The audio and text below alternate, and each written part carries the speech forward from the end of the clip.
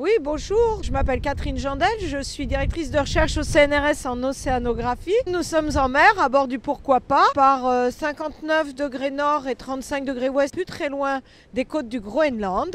Avec moi, Virginie Sagnal.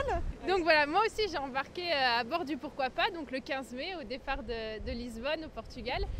Et je fais une thèse en géochimie marine au Lagos, à Toulouse aussi. Et du coup, voilà. Nous sommes sur ce navire pour réaliser une campagne océanographique qui s'appelle Géovide et dont on va vous parler un peu plus précisément.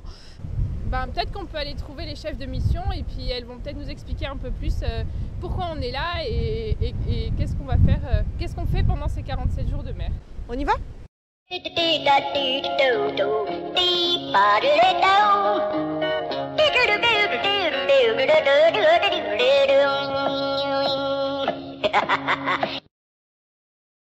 La campagne Géovide fait partie de grands projets internationaux qui sillonnent tous les océans mondiaux pour notamment établir des atlas de données d'éléments chimiques présents à des concentrations extrêmement faibles dans l'océan.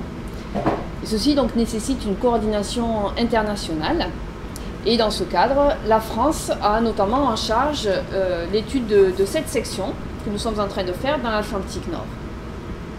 Et les objectifs de notre étude sont de mieux comprendre le rôle de l'océan passé et présent dans le climat de la planète et dans les changements climatiques actuels. Alors pour cela, nous abordons une approche multidisciplinaire avec des physiciens, des chimistes et des biologistes. Et cette étude fédère 18 laboratoires de 9 pays différents. Et nous sommes 40 chercheurs embarqués pour 47 jours. Un tel projet a nécessité environ 8 ans de maturation et une forte coordination scientifique, notamment due à sa forte multidisciplinarité. Entre autres, la partie physique du projet s'attache à expliquer la variabilité des principaux courants marins qui traversent la section. Il faut voir la circulation organisée comme un millefeuille dans l'océan. Et cette variabilité est cruciale dans le contexte du changement climatique et a également une influence au niveau de la météo. Au niveau des petites échelles de temps, on est en train de travailler dessus. Mais quand même, on met des flotteurs de la météo à l'eau, malgré tout. On met des flotteurs à l'eau.